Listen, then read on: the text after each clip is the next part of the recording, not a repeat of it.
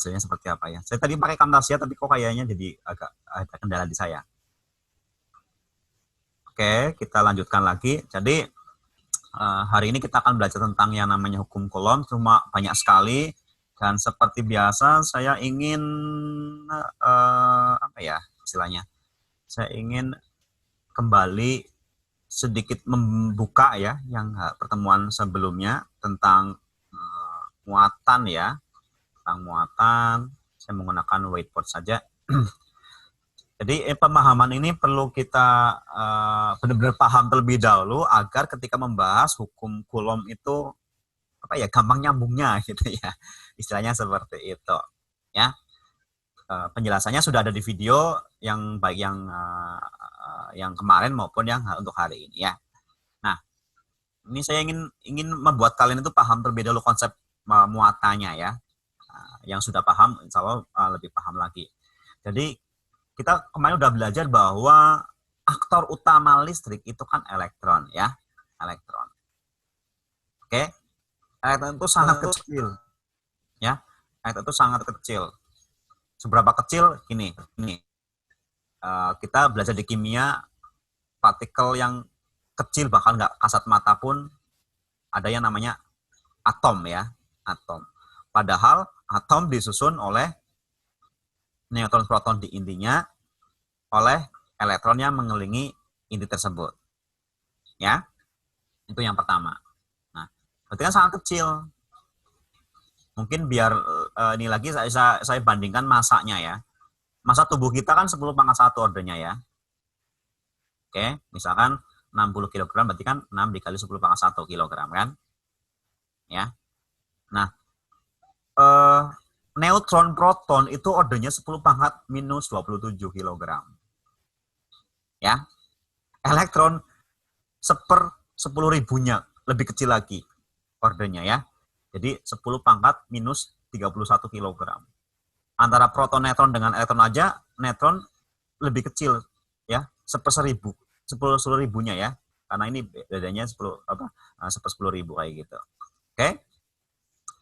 Itu yang untuk perbandingannya. Berarti kan elektron sangat kecil kan ya. Satu biji elektron nggak ada artinya apa-apa. Ya. Kita perlu banyak sekali elektron agar berarti buat kita. Berarti buat apa? Untuk menyalakan laptop, HP, lampu, gitu ya. Seperti itu, dan seterusnya. Suara saya masih terdengar dengan oke? Masih, Pak. Masih, Pak. Karena di sini ada suara ngakak gitu ya. Saya khawatirnya nggak terdengar dengan jelas. Apa ini, izin kamera off, oke nggak apa-apa ya. Ya, jadi satu biji nggak ada artinya apa-apa. Saya mau analogi lagi nih. Air, satu tetes bisa membuat kalian basah kuyup nggak? Enggak. Kalau satu gayung bisalah buat apa? Cuci muka gitu kan ya. Buat basah kuyup muka kalian kan bisa kan ya, seperti itu untuk apa? Gosok gigi dan seterusnya.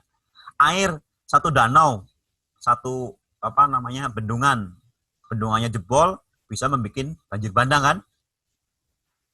Satu samudra bisa bikin tsunami atau pulaunya apa? Tenggelam gitu. Padahal apa?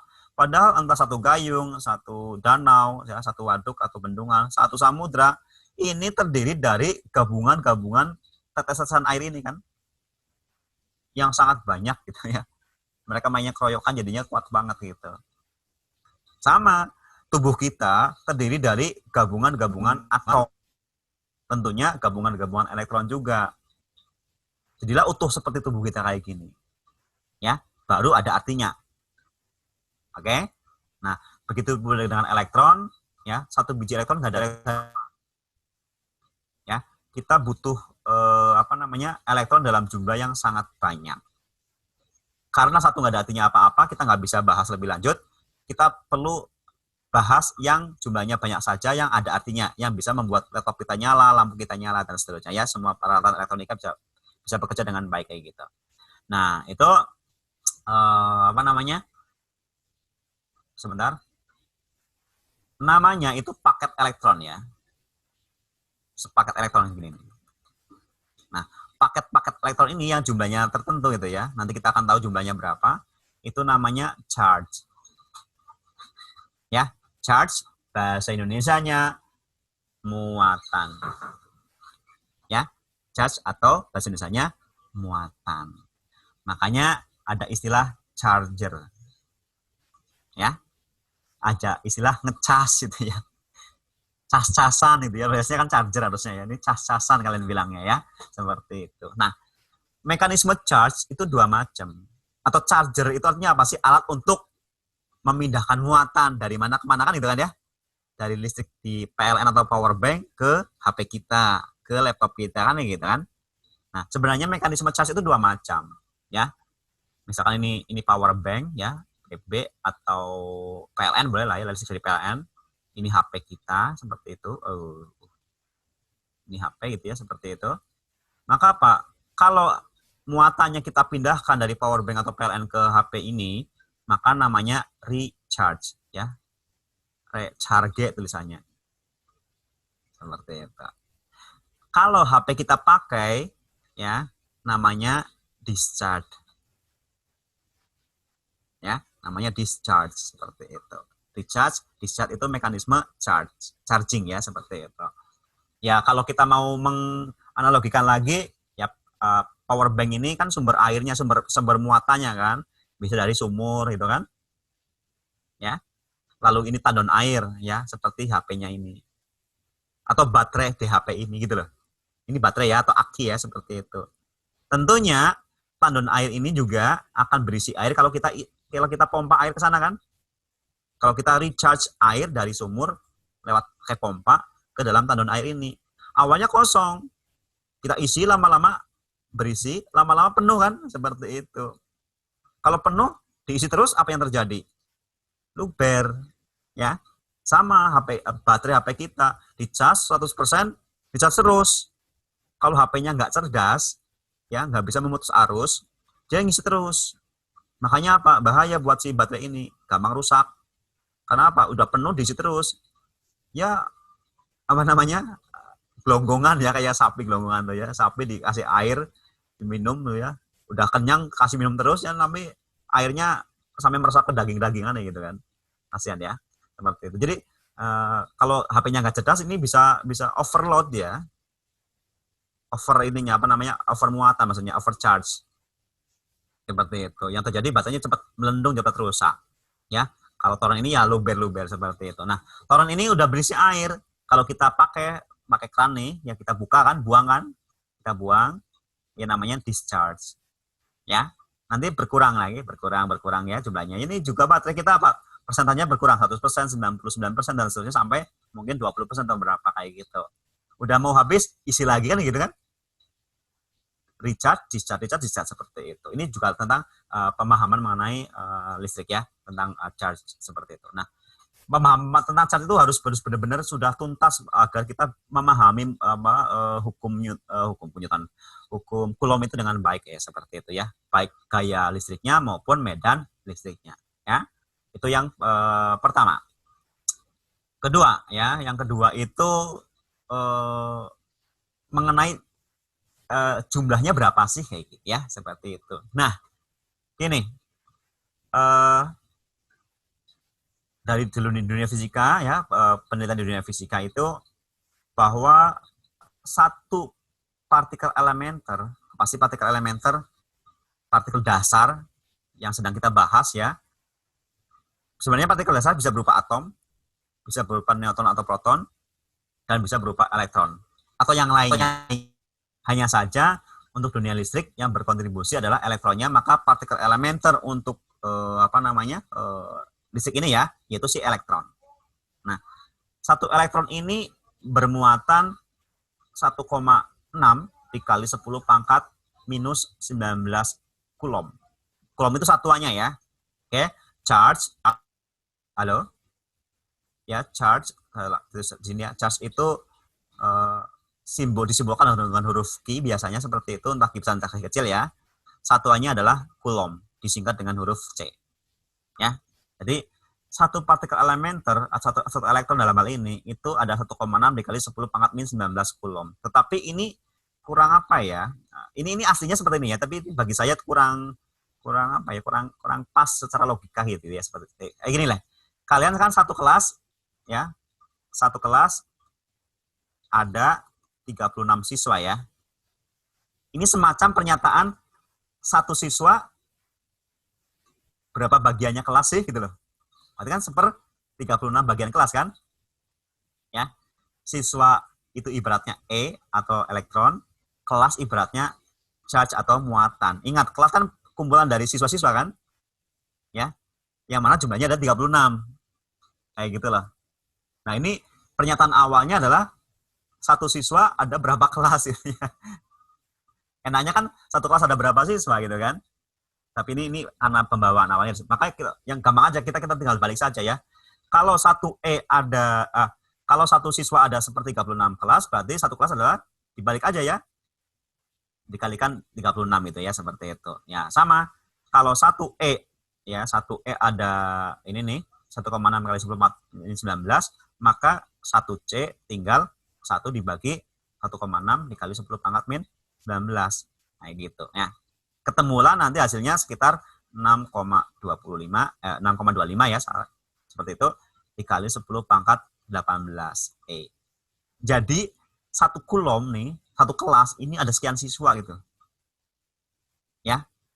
Muatan dikatakan, charge ini dikatakan sebesar 1 kulom kalau terdiri dari 6,25 dikali 10 pangkat 18 elektron. Ya, dalam bentuk elektron. Ini bacanya apa nih kalau dalam bahasa kita sehari 10 pangkat 18? Tahunya kan miliar, triliun gitu ya. Oke deh, mungkin ini bahasa kita aja ya. 10 pangkat 9 kan miliar. 18 kan 10 pangkat 9, 10 pangkat 9 gitu ya. Mungkin kita bilangnya 6,25 miliar gitu aja ya. Biar gampang lah ini ya. Oke. Nah, jadi charge sebanyak 6,25 miliar elektron itu 1 kulom ya. 1 kulom. Oke. Nah, kita ke pemahaman lagi tentang muatan.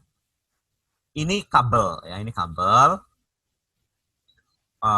ujung A, ujung B. Di dalamnya tentunya ada banyak sekali muatan kan, banyak sekali elektron ya, seperti itu. Tidak bakal mengalir kalau antara A sama B memiliki potensial yang sama. Itu nggak bakal ngalir. Ini 5 volt, ini 5 volt, nggak ngalir. Ini 20 volt, ini 20 volt, nggak ngalir. Logikanya apa? Kita punya kolam, kita punya ember, diisi air. Airnya ngalir nggak? Nggak ngalir. Kenapa? Karena semua permukaannya memiliki potensial yang sama. Ya kan? Nggak ngalir. Berbeda dengan kita bocorkan si airnya, si embernya di bawah nih, atau baknya. Maka apa? Antara permukaan yang ini dengan permukaan yang ini kan memiliki perbedaan potensial.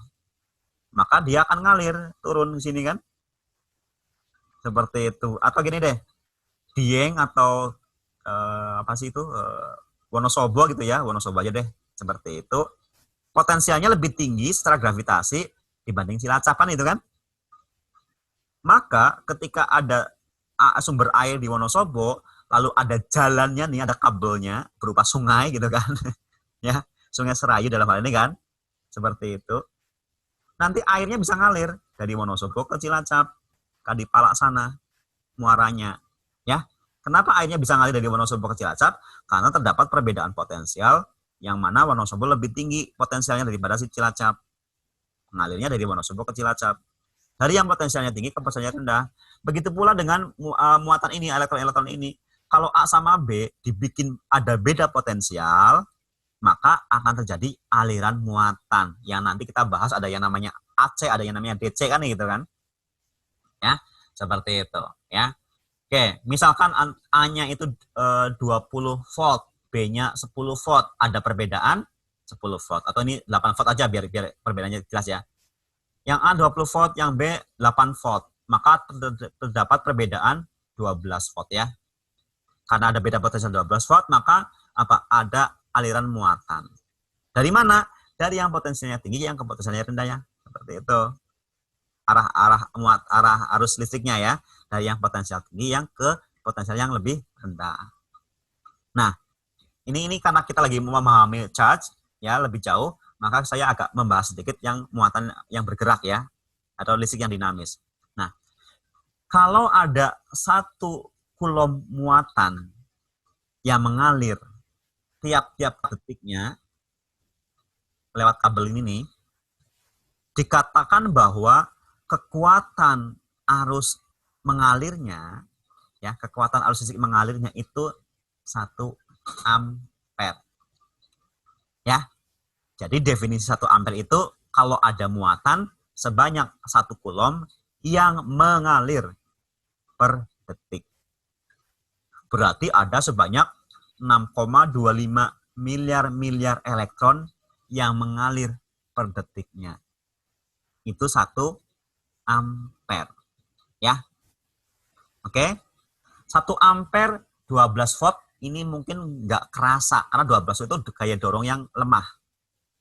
Tetapi kalau 120 volt ini bisa nyetrum ke kita ya. Kita bisa merasakan tersengat itu seperti itu. Kenapa? Gaya dorongnya kencang nih.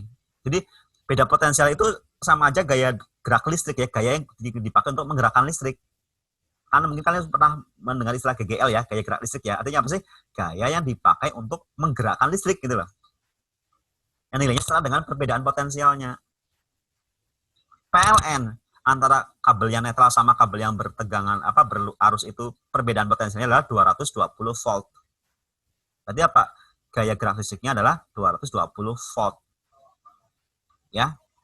Berarti gaya untuk mendorong si muatannya itu segitu gedenya. 220 volt.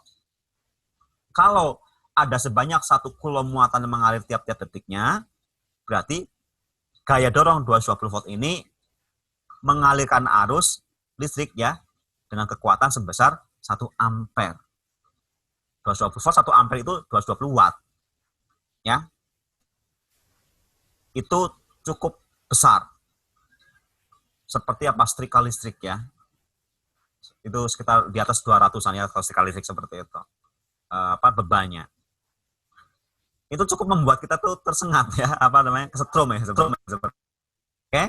Ini gambaran mengenai charge atau muatan. Saya save terlebih dahulu untuk yang ini. Oke, sudah. Ya. Pemahaman ini muatan itu harus paham dulu ya. Kalau sudah oke, sekarang kita akan masuk ke halaman selanjutnya. Ini mungkin plus ini ya. Oh ya, benar plus ya. Nah, tadi kan kita tahu tentang muatan ya. Nah, tapi kita masih yang bagian yang kedua tentang muatan, bahwa jenis muatan itu ada 2 macam berdasarkan polaritasnya, yaitu muatan yang positif atau muatan yang negatif. Apa sih muatan positif, apa sih muatan negatif kan gitu ya. Halo? Gimana? Enggak? Jawab. Ini kayak agak sedikit feedback di sini. Ini, benda apapun aslinya itu netral. Ya, netral.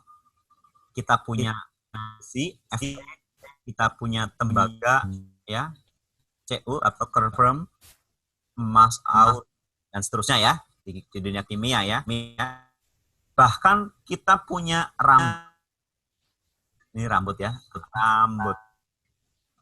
Kita punya sisir. Ya, sisir atau mika lah ya. Sisir lah ya, sisir. Kita punya kertas. Oke? Itu semuanya netral. Tidak memiliki polaritas, tidak memiliki kekutuban, entah positif maupun negatif.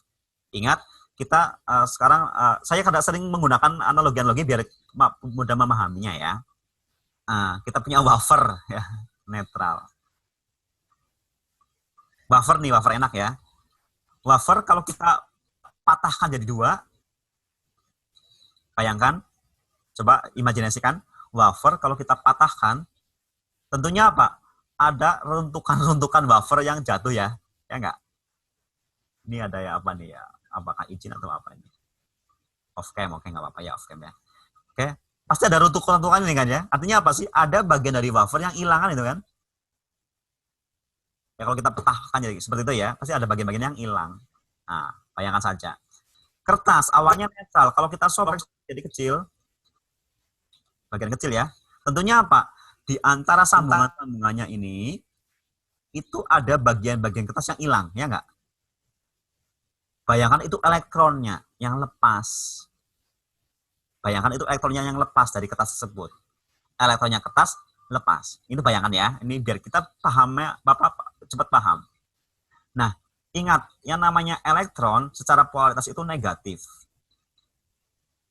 Ya, elektron secara polaritas negatif. Sehingga apa? Potongan kertas ini, karena dia membuang elektron, karena tadi hancur gitu ya, seperti itu ya, ada yang lepas kan, maka si potongan kertas ini bermuatan positif. Ingat, kalau elektronnya hilang, berarti yang negatifnya berkurang kan, maka dia akan awalnya netral, sekarang menjadi memiliki polaritas yang positif. Good ya, seperti itu. Ini kita punya rambut, rambutnya rambut kering biar gampang perpindahan elektronnya ya. Kita punya sisir atau mika, kita gosok-gosokkan ke rambut. Logikanya, sisir sama rambut lebih lunak yang mana?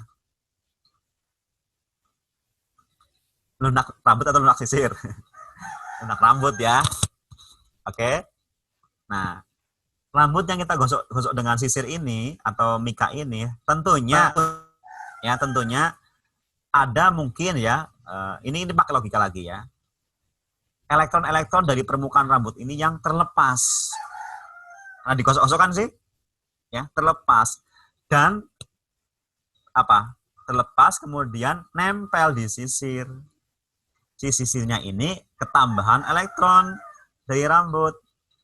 Awalnya netral, karena ketambahan elektron, dia menjadi kebanjiran elektron kan, ketambahan elektron. Padahal elektron kan negatif. Maka apa? Isi sisir ini sekarang berpolaritas negatif. Ya. Nah, ternyata kalau kita dekatkan sisir ini ke kertas, potongan kertas ini, kok kertasnya nempel gitu kan? Sebenarnya itu saling ya, saling nempel. Oke, kalau kita belajar fisika, saling tarik atau saling tolak itu namanya gaya. Ya, tarikan atau dorongan itu namanya gaya. Ini kan saling tarik. Ingat ya kata-katanya, saling. Artinya apa? Bukan sisir yang narik kertas, bukan kertas yang narik sisir, tapi mereka saling. Kayak manusia dengan bumi. Kita berdiri di atas bumi kan? Sebenarnya itu kita sama bumi itu saling tarik. Kita punya massa, bumi punya massa. Hanya saja karena massa bumi jauh lebih besar dari massa tubuh kita, tarikannya si bumi jauh lebih besar daripada tarikannya kita. Kita kalah ya. Kita nggak bisa lepas dari bumi makanya kan. Seperti itu. Itu yang pertama. Contoh yang lain apalagi ya. Ya intinya itulah ya. Intinya saling ya, saling. Atau orang tarik tambang. Antara A sama B kan saling kan. Bukan si A narik B narik A kan, tapi saling. Kalian bersalaman saling tarik-tarikan. Kan saling tarik toh. Ya. Nah, tetapi kalau si A nariknya lebih kencang dari si B kan kalah.